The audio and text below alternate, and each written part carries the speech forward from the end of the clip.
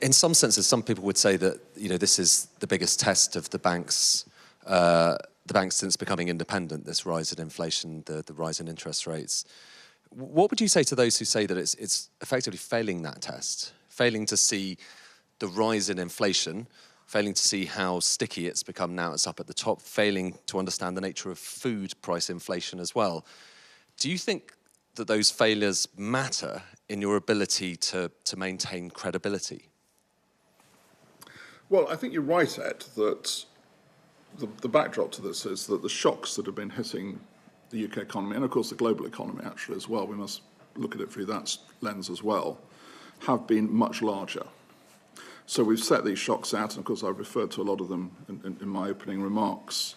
The largest one of which is the impact of the terrible war in Ukraine on both energy and food prices, no question about that. And of course it's the test of this regime is how we deal with them and how we return inflation back to target. Now, I think you can look at that through two lenses, therefore. One is what is causing the shocks.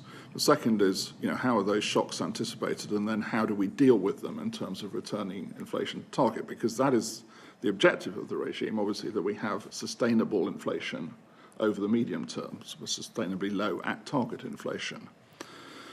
That is what we're doing. We have to adjust from meeting to meeting as we see news. And I'll pick on one piece of news that you mentioned. I think the point on food prices, let me just come to that. There is a very big underlying shock in food prices, and I showed the chart which showed the same thing is going on in Europe as a whole. Now, I think the news that we've had is not about persistence in the sense of long-run persistence.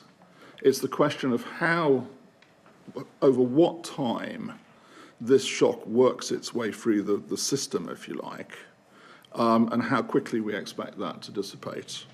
Now, what we're hearing, and as I said, I hear it around the country, which I've been doing a lot since we were last here, is an expectation that we will see a reduction in food inflation. Indeed, we're already seeing some of that beginning.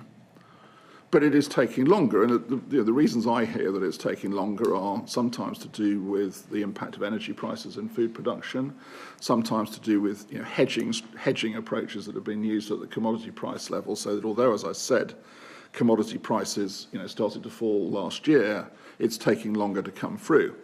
Now, I think, I'm happy to sort of, in a sense, debate, well, how much of that is predictable and how much of that is emerging. But those are the things we have to deal with. And yes, we do revise our views as we see new evidence. I think that's appropriate.